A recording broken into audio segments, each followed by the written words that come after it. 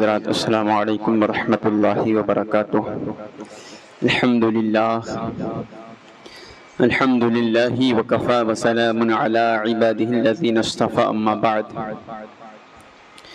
فاعوذ باللہ من الشیطان الرجیم، بسم اللہ الرحمن الرحیم۔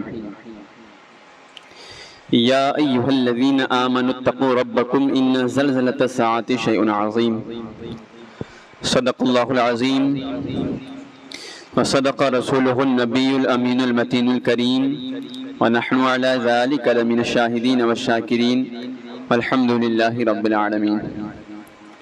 قال اللہ تبارک وتعالی فی شأن حبیبہ الکریم، ان اللہ وملائکتہ یصلون علی النبی یا ایہا الذین آمنوا صلوا علیہ وسلموا تسلیما۔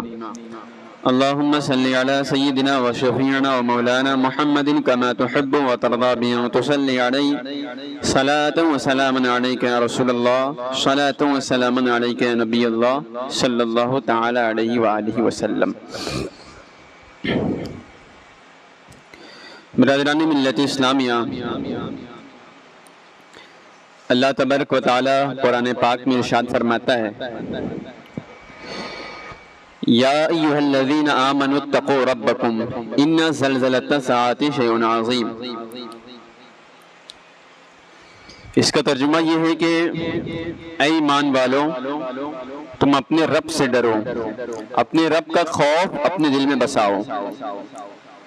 آگے اللہ ارشاد فرماتا ہے ان زلزلۃ الساعۃ شیء عظیم، کہ وہ وقت بھی آئے گا کہ جب تم ڈرو گے، اور وہ ڈر قیامت کے قریب زلزلے کا ڈر ہوگا۔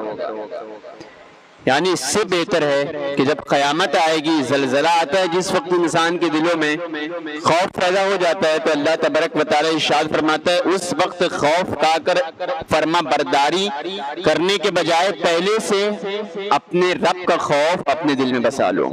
ان زلزلۃ الساعۃ شیء عظیم، بے شک قیامت کا جو زلزلہ ہے، قرب قیامت کے قریب جو فتنے ہیں، وہ بہت بڑی شے ہے، بہت بڑی چیز ہے۔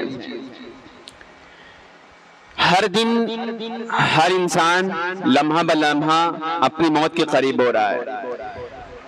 انسان ایک ایک گھنٹہ، ایک ایک سیکنڈ، ایک ایک دن، ایک ایک مہینہ کر کے ہر انسان اپنی موت کے قریب ہوتا جاتا ہے، یہاں تک کہ حدیث پاک رسول پاک صلی اللہ تعالی علیہ وسلم نے قیامت کے قریب ہونے والی بے شمار نشانیاں ایسی بتائی ہیں کہ جس کا ظہور اب تک ہو چکا ہے، اور کچھ بڑی نشانیاں اب بھی باقی ہیں۔ لیکن افسوس ہوتا ہے کہ اتنی بڑی بڑی نشانیاں اور چھوٹی نشانیاں دیکھنے کے باوجود انسانوں کے دلوں میں اپنے رب کا خوف پایا نہیں جاتا۔ انسان اپنے رب سے ڈرنے کے لیے تیار نہیں، اسی لیے تو جب ڈر موجود نہیں ہے تو انسان گناہوں میں زندگی گزار رہا ہے۔ جب اپنے رب کا خوف دلوں میں نہیں ہے تو انسان اپنے رب کی نافرمانی میں زندگی گزار رہا ہے، گناہوں پر گناہ کیا جا رہا ہے۔ اس کی وجہ یہ ہے کہ ہمارے دلوں میں اللہ تبارک و تعالیٰ کا خوف نہیں ہے، خوف الہی ہمارے دلوں سے نکل چکا ہے۔ ہم دنیا کے حکمران سے تو ڈرتے ہیں، ہم اپنے بڑے بڑے مالدار حکمران سے تو ڈرتے ہیں، لیکن اپنے رب کا خوف اور اپنے رب سے ہم نہیں ڈرتے ہیں۔ کوشش کریں کہ سب سے پہلے قرآن پاک کی آیت میں جو ہمیں حکم دیا گیا ہے کہ ہم اپنے رب کا ڈر اپنے دلوں میں بسائیں۔ قرب قیامت ہونے والی بے شمار نشانیاں ایسی ہیں کہ جو ظاہر ہو چکی ہیں۔ آپ دیکھیں اللہ کے رسول صلی اللہ تعالی علیہ وسلم نے ارشاد فرمایا ہے کہ قیامت کے قریب جب قیامت آنے والی ہوگی، اس سے پہلے دن سے جو زمانہ ہوگی، اس زمانے سے برکت اٹھا لی جائے گی۔ کیا مطلب اس کا؟ مفسرین ارشاد فرماتے ہیں، جو محدثین ارشاد فرماتے ہیں، زمانے سے برکت اٹھا لیے جانے کا مطلب یہ ہے کہ زمانہ بہت تیز تیز گزرے گا، یعنی سال مہینے کی طرح، مہینہ ہفتے کی طرح، ہفتہ دن کی طرح، اور دن گھنٹے کی طرح گزرے گا۔ آپ دیکھیں کہ رمضان کیسے گزرا، ایک تہوار کے بعد دوسرے تہوار، ایک جمعہ کے بعد دوسرا جمعہ کتنی تیزی کے ساتھ دن گزر رہا ہے اور ہمیں سمجھ میں نہیں آتا، ہماری فہم اور ادراک اس بات کا تصور نہیں کر سکتی کیسے گھنٹہ، سیکنڈ، منٹ، دن اور مہینہ اور سال گزر رہا ہے اور ہمیں پتہ نہیں چلتا۔ آپ ذرا سوچیں کیا یہ نشانی ہمارے درمیان پوری نہیں ہو چکی ہے؟ قرب قیامت ہمارے قریب کتنا ہو چکی ہے لیکن ہمیں اس کا احساس نہیں۔ دوسری حدیثوں میں رسول پاک صلی اللہ تعالی علیہ وسلم ارشاد فرماتے ہیں کہ قرب قیامت ایسا ہوگا، انسان مالدار تو ہوگا لیکن دیندار نہیں ہوگا۔ آپ ذرا سوچیں کہ آج لوگوں کے پاس دولت ہے، جتنی زیادہ لوگوں کے پاس دولت ہے انسان اتنا بڑا گناہگار بنتا جا رہا ہے۔ دولت کا انسان مس یوز کر رہا ہے، اپنے نامحرم اور غیر حلال طریقے سے کمایا ہوا مال، جتنا زیادہ انسان کے پاس مال آتا ہے اس سے زیادہ گناہوں کی طرف اڑ رہا ہے۔ آپ ذرا سوچیں کہ آج ہمارے معاشرے اور سماج میں کیا مزاج بن گیا۔ آج دینداری کو لوگ فالو نہیں کرتے، آج دین کو لوگ رسپیکٹ نہیں دیتے، آج دین کو، جیسا کہ پچھلے جمعہ تذکرہ کیا گیا کہ آج دین کو لوگ ترجیح نہیں دیتے بلکہ دنیا کو ترجیح دیتے ہیں۔ ذرا اندازہ کریں کہ آج ہمارے سماج کا ایک یہ معیار بن چکا ہے کہ آج ہم رشتہ بھی دیکھتے ہیں تو ہم دینداری دیکھ کر نہیں بلکہ مالدار دیکھ کر ہم رشتہ کرتے ہیں۔ یہ آج ہمارا فکر کہاں چلا گیا؟ جبکہ رسول پاک صلی اللہ تعالی علیہ وسلم نے ارشاد فرمایا کہ اگر کسی عورت سے یا کسی مرد سے نکاح کرنا ہے تو اس کا حسن و جمال دیکھ کر اور اس کا مال دیکھ کر نہیں بلکہ رسول پاک صلی اللہ تعالی علیہ وسلم نے ارشاد فرمایا کہ اس کا دین دیکھ کر، اس کا عمل صالح دیکھ کر نکاح کرنا۔ آج ہم نے اس فکر کو تبدیل کر دیا، اس کے اندر حسن و جمال ہو یا نہ ہو، اگر اس کے اندر دینداری ہو یا نہ ہو، اگر مال و دولت ہے تو وہ ہمارے لیے سب سے اچھا رشتہ اور سب سے بہترین رشتہ مانا جاتا ہے۔ اگرچہ لڑکا یا لڑکی سے نہ کار ہو، اگرچہ لڑکا یا لڑکی دینداری سے دور دور کا اس کا واسطہ نہیں ہو، اگر مال ہے تو سارا عیب مال کی وجہ سے چھپا دیا جاتا ہے۔ یہ آج ہماری فکر تبدیل کی گئی ہے۔ تو کیا یہ آج ہمارے سماج میں یہ قیامت کی نشانی قریب نہیں ہو گئی؟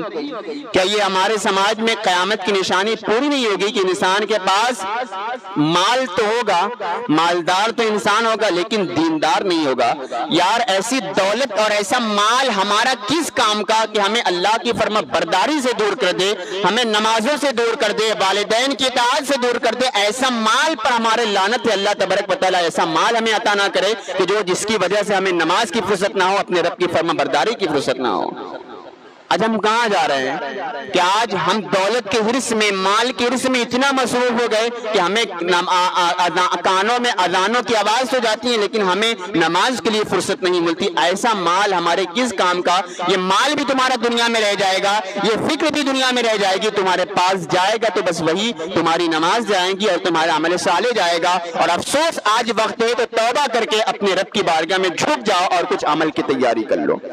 یہ عرض کر رہا تھا قیامت کی نشانیاں بڑی تیزی سے ہم قریب ہوتے جا رہے ہیں اور زیادہ تر ایسی نشانی ہیں کہ زیادہ تر وہ قیامت کی نشانیاں پوری ہو چکی ہیں۔ اس سے پہلے کہ ہمارا بھی موت کا وقت آئے، ہم بھی قیامت کے قریب ہو جائیں، آج اپنے رب کی بارگاہ میں توبہ کر لیں۔ ہر انسان سوچتا ہے کہ یار ہم بڑے ہو جائیں گے تب نماز پڑھیں گے، تب داڑھی رکھیں گے، تب یہ کریں گے، تب وہ کریں گے، شادی کر لیں گے تو حج کر لیں گے، فلاں کام لیں گے۔ انسان مر جائے گا لیکن عبادت کی طرف نہیں آ سکتا۔ یہ آج ہماری سوچ کہاں چلی گئی؟ یار بڑے ہو کر کیا کرنا ہے؟ نمازیں تو ہمارے بالغ بلوغ ہونے سے ہمارے اوپر فرض ہے۔ آج یہ فکر ہم کیوں تبدیل کر رہے ہیں؟ یہ دجالی فتنہ اور یہ دجالی فکر و اندیزہ آج ہمارے ذہن میں کہاں سے آ رہا ہے؟ ہمیں اپنی فکر کو تبدیل کرنا ہوگا، ہمیں اپنے معیار کو بدلنا ہوگا۔ حج، شادی، بڑے ہونا سب اپنی جگہ ہے لیکن فرما برداری اپنے رب کی اپنی جگہ ہے اور اس کو ہر معاملے میں، ہر حال میں اپنے رب کی فرما برداری کو پہلے نمبر پر ترجیح دینا ہے۔ آج دیکھیں کہ دجالی جو سوچ تھی، رسول پاک صلی اللہ تعالی علیہ وسلم نے ارشاد فرمایا کہ قرب قیامت کے قریب دجال کا خروج ہوگا اور یہ فتنہ سب سے بڑا فتنہ ہوگا۔ دجال کا جو فتنہ ہوگا، جب دجال ظاہر ہوگا، وہ فتنہ ایسا بڑا فتنہ ہوگا کہ زیادہ تر لوگ اس دجال کے فتنے میں شکار ہو جائیں گے، اس کے فتنے میں پڑ جائیں گے۔ یہاں تک کہ اس کا فتنہ ایسا بھیانک فتنہ ہوگا کہ جب آپ اپنے طالب علمی کے زمانے میں حدیثوں کی کتاب پڑھتے تھے تو اللہ کے رسول صلی اللہ تعالی علیہ وسلم بھی دجال کے فتنوں سے اللہ کی پناہ مانگتے تھے۔ آپ ذرا سوچیں کہ آخر وہ کیسا فتنہ ہوگا کہ اللہ کے رسول صلی اللہ تعالی علیہ وسلم خود جو معصوم ہے، امام الانبیاء ہے، خود دجال کے فتنوں سے پناہ مانگ رہے ہیں کہ اللہ ہمیں دجال کے فتنوں سے محفوظ فرما۔ جب امام الانبیاء دجال کے فتنوں سے اللہ کی پناہ مانگ رہے ہیں تو سوچیں ذرا اپنے دل کی گہرائیوں سے ہمارا اور آپ کا پھر کیا حال ہوگا۔ آگے رسول پاک صلی اللہ تعالی علیہ وسلم دوسرے مقام پر ارشاد فرماتے ہیں کہ دجال کا فتنہ ایسا بھیانک اور ایسا زبردست فتنہ ہوگا کہ تمام نبی کرام نے، تمام انبیاء نے اس کے فتنوں سے پناہ مانگی ہے اللہ کی، یعنی تمام نبیوں نے اپنی امتوں کو دجال کے فتنوں سے ڈرایا ہے۔ آخر وہ کیسا فتنہ ہوگا؟ بارہا آپ نے دجال کا تذکرہ اپنے اماموں سے، اپنے علماء سے سنا ہوگا۔ چند باتیں میں آپ کے سامنے پیش کرنا چاہوں گا۔ ایک صحابی ہیں، ہر انسان سوچتا ہے کہ دجال کب آئے گا، کب ظاہر ہوگا، کب پیدا ہوگا، کس کی نسل میں پیدا ہوگا۔ دجال پیدا نہیں ہوا بلکہ وہ پیدا ہو ہی چکا ہے۔ آج وہ پیدا نہیں ہوا بلکہ رسول پاک صلی اللہ تعالی علیہ وسلم کے زمانے میں بھی دجال موجود تھا۔ ایک صحابی حضرت تمیم داری رضی اللہ تعالی عنہ، جنہوں نے ماتھے کی نگاہوں سے دجال کو دیکھا تھا اور آ کر اللہ کے رسول صلی اللہ تعالی علیہ وسلم کو بتایا تھا، اور واحد وہ صحابی ہیں، 1.25 لاکھ کم و بیش صحابہ کرام میں ایک صحابی ہے کہ جس نے دجال کو اپنے ماتھے کی نگاہوں سے دیکھا تھا۔ حضرت تمیم داری رضی اللہ تعالی عنہ ارشاد فرماتے ہیں، نصرانی تھے، نصرانی حضرت تمیم داری ہے، بعد میں اسلام لے آئے، مسلمان ہو گئے۔ تو ایک مرتبہ ایسا ہوا کہ حضرت تمیم داری رضی اللہ تعالی عنہ مسلمان ہو گئے ہیں اور بہت مالدار تھے۔ آپ کاروبار کے لیے آپ کبھی دمشق، کبھی ایران، ادھر ادھر زیادہ تر کشتی سے آپ سفر کیا کرتے تھے۔ ایک مرتبہ ایسا ہوا کہ حضرت تمیم داری رضی اللہ تعالی عنہ کشتی پر سوار ہو کر اپنے چند افراد کے ساتھ تجارت کرنے کی غرض سے مال و دولت لے کر آپ دریا کا سفر کر رہے تھے، سمندر کا سفر کر رہے تھے کہ اچانک دریا میں ایک ایسا طوفان آیا کہ حضرت تمیم داری رضی اللہ تعالی عنہ اسی دریا کے طوفان میں آپ رستہ بھٹک گئے کہ ہمیں کس طرف اپنی کشتی لے کر جانا تھا۔ حتیٰ کہ حضرت تمیم داری رضی اللہ تعالی عنہ ارشاد فرماتے ہیں کہ راستہ ایسا بھٹکا کہ 1 مہینہ مجھے لگ گیا جزیرے پر پہنچنے کے لیے۔ جزیرہ اسے کہتے ہیں جو سمندر کے کنارے جو ریت ہوتا ہے، بالو ہوتا ہے، اسے اردو میں جزیرہ کہا جاتا ہے۔ ارشاد فرماتے ہیں 1 مہینے تک میں سمندر کی لہروں میں اسی طرح بھٹکتا رہا۔ 1 مہینے کے بعد جب میں جزیرے کے ریت کے قریب پہنچا تو ہم سارے لوگ جتنے افراد میرے ساتھ موجود تھے، ایک چھوٹی کشتی کے سہارے ہم اس جزیرے کے قریب اس ریت پر اتر گئے۔ اس ریت کے پاس پہنچے تو ہم نے ایک ایسا جانور دیکھا کہ جس کے پورے باڈی پر بال تھا، بال کا اتنا حصہ اس کے اوپر تھا کہ اس کا کچھ بھی نظر نہیں آ رہا تھا۔ اس کے چہرے پر، اس کے فیس پر، اس کے ہاتھ پر، اس کے پاؤں پر، ہر جگہ بڑے بڑے بال تھے۔ حضرت تمیم داری رضی اللہ تعالی عنہ کہتے ہیں یار تو کیا بلا ہے، تو کیا چیز ہے؟ اس شخص سے پوچھا، اس عجیب و غریب جانور سے پوچھا تو اس جس کے اوپر بہت زیادہ بال تھا اس نے کہا کہ میں دجال کا جاسوس ہوں، میں جساس ہوں، تجھے دجال کا جاسوس کہا جاتا ہے۔ چلو اس ٹیلے میں دجال تمہاری باتوں سے آگاہ ہونا چاہتا ہے، تمہاری باتوں کا مشتاق ہے، تم سے کچھ پوچھنا چاہتا ہے۔ حضرت تمیم داری رضی اللہ تعالی عنہ کو ڈر محسوس ہوا کہ کہیں آخر وہ کون ہے، کہیں وہ جنات تو نہیں۔ تیزی کے ساتھ حضرت تمیم داری رضی اللہ تعالی عنہ ارشاد فرماتے ہیں کہ اپنے چند لوگ کے ساتھ، اس جانور کے ساتھ جب ہم اس کے قریب پہنچے تو ہم نے ایک ایسا بھاری بھڑکم شخص دیکھا کہ رب کعبہ کی قسم اتنا بھاری اور مضبوط آدمی میں نے کبھی نہیں دیکھا تھا۔ حضرت تمیم داری رضی اللہ تعالی عنہ ارشاد فرماتے ہیں کہ اس کے ہاتھ اس کے گردن سے لوہے کی زنجیروں سے بندھا ہوا تھا اور اس کا پیر گھٹنوں سے بندھا ہوا تھا، لوہے کی بڑی بڑی زنجیروں سے بندھا ہوا تھا۔ حضرت تمیم داری رضی اللہ تعالی عنہ ارشاد فرماتے ہیں یار تو کیا انسان ہے، تو کون ہے؟ دجال جو کہنے والا تھا اس نے کہا مجھے بارے میں ابھی تجھے عنقریب پتہ لگ جائے گا، تو یہ بتا کہ تو کہاں سے آیا ہے اور تو کون ہے؟ حضرت تمیم داری رضی اللہ تعالی عنہ نے ارشاد فرمایا کہ میں عرب سے آیا ہوں۔ تو اس دجال نے کہا محمد عربی صلی اللہ تعالی علیہ وسلم کا ظہور ہو گیا ہے کہ آقا کریم صلی اللہ تعالی علیہ وسلم تشریف لے آئے ہیں اور ان کے مکے والوں نے ان کے ساتھ کیا سلوک کیا ہے۔ آپ ذرا اندازہ کریں کہ دجال کو ساری باتوں کا علم ہے۔ حضرت حضرت تمیم داری رضی اللہ تعالی عنہ نے ارشاد فرمایا کہ حضور علیہ الصلوۃ والسلام تشریف لے آئے ہیں اور مکے والوں نے ان کے ساتھ دغا بازی کی ہے اور جن لوگوں نے ان کا ساتھ دیا ہے وہ مدینے کی طرف تشریف لے آئے ہیں۔ تبھی دجال نے دوسرا سوال کیا کہ ایران کے ایک علاقے میں جہاں سمندر ہے اس کی کشتی کا عالم کیا ہے؟ کیا اس کے پانی سے لوگ فائدہ اٹھاتے ہیں؟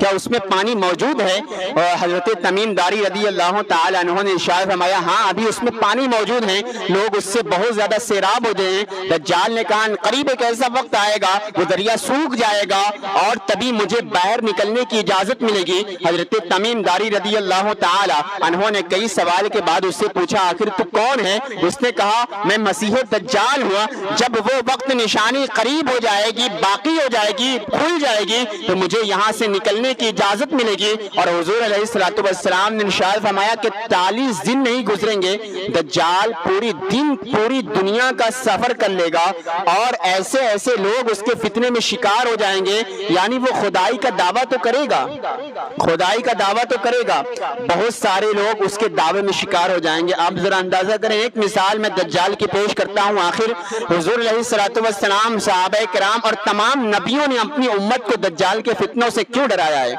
آخر اس کا فتنہ کیسا فتنہ ہوگا؟ رسول پاک صلی اللہ تعالی علیہ وسلم ارشاد فرماتے ہیں کہ دجال ایک بدو کے پاس سے گزرے گا، ایک دیہاتی کے پاس سے، اس سے کہے گا کہ میں خدا ہوں، مجھے تسلیم کر لو معاذ اللہ۔ وہ بدو، وہ دیہاتی کہے گا میں کیسے تسلیم کر لوں؟ دجال کہے گا تیرا باپ اور تیری ماں جو کئی سالوں پہلے گزر چکی ہے، اگر تو اجازت دے تو میں تیرے باپ اور تیری ماں کو بھی زندہ کر کے تیرے سامنے پیش کر دوں۔ وہ شخص کہے گا ہاں زندہ کر دو۔ کئی سالوں پہلے اس کا باپ اور اس کی ماں جو انتقال کر چکی ہوگی، دجال شیطانوں کو حکم دے گا کہ وہ اس کی شکل، اس کی ماں اور باپ کی شکل میں اس کی ماں اور باپ کی شکل میں پیش کیا جائے۔ حضرت تمیم داری رضی اللہ تعالی عنہ کے اس واقعے کے بعد حضور علیہ الصلوۃ والسلام ارشاد فرماتے ہیں کہ دجال شیطانوں کو حکم دے گا کہ وہ اس کے ماں اور باپ کی شکل میں تشریف لائیں، یہاں تک کہ وہ شیطان اس مرے ہوئے اس کے باپ اور مرے ہوئے اس کی ماں کی شکل میں آئے گا، یہاں تک کہ وہ شخص اپنے ایمان کو کھو بیٹھے گا اور وہ کہہ دے گا کہ ہاں تو ہی خدا ہے معاذ اللہ۔ آپ ذرا سوچیں، کسی کی ماں اور کسی کا باپ انتقال کر گئے اور اس کے باپ اور ماں اس کے سامنے پیش کیے گئے تو انسان کا ایمان تو ایسے ہی ڈگمگا جائے گا۔ تو اسی لیے نبی کرام نے، انبیاء کرام نے، حضور علیہ الصلوۃ والسلام نے دجال کے فتنوں سے بچایا کہ محفوظ کیا، یہاں تک کہ اللہ تبارک و تعالیٰ اور اس کے رسول صلی اللہ تعالی علیہ وسلم نے سورہ کہف کی آیتیں مبارکہ سکھائی ہیں کہ اگر کوئی شخص ہر جمعے کو سورہ کہف پڑھتا ہے یا اس کی ابتدائی 10 آیتیں اور اس کے آخری 10 آیتیں پڑھتا ہے تو وہ دجال کے فتنوں سے محفوظ رہے گا۔ یہاں تک کہ حضور علیہ الصلوۃ والسلام نے ارشاد فرمایا جو شخص دجال کے فتنوں میں گرفتار ہوگا ظاہری طور پر اسے مال و دولت دے گا، اسے منصب دے گا، لیکن جو شخص اس کی خدائی کا دعویٰ سے انکار کر بیٹھے گا اس کے پاس ایک جنت، دنیاوی جنت اور دنیاوی جہنم کی شکل میں ایک آگ ہوگی اور ایک باغ ہوگا۔ جو شخص اس کی جہنم میں جائے گا یقیناً وہ جہنم تو نہیں ہوگی بلکہ وہ جنت ہوگی، اور ایک لمبی داستان، ایک لمبی حدیث ہے انشاءاللہ کبھی آگے بیان کروں گا۔ تو قرآن کیا کہتا ہے؟ یا ایھا الناس اتقوا ربکم الذی ان زلزلۃ الساعۃ شیء عظیم، لوگوں اس سے پہلے کہ وہ وقت قریب تمہارے آ جائے اپنے رب کا ڈر اپنے دلوں میں پیدا کر لو۔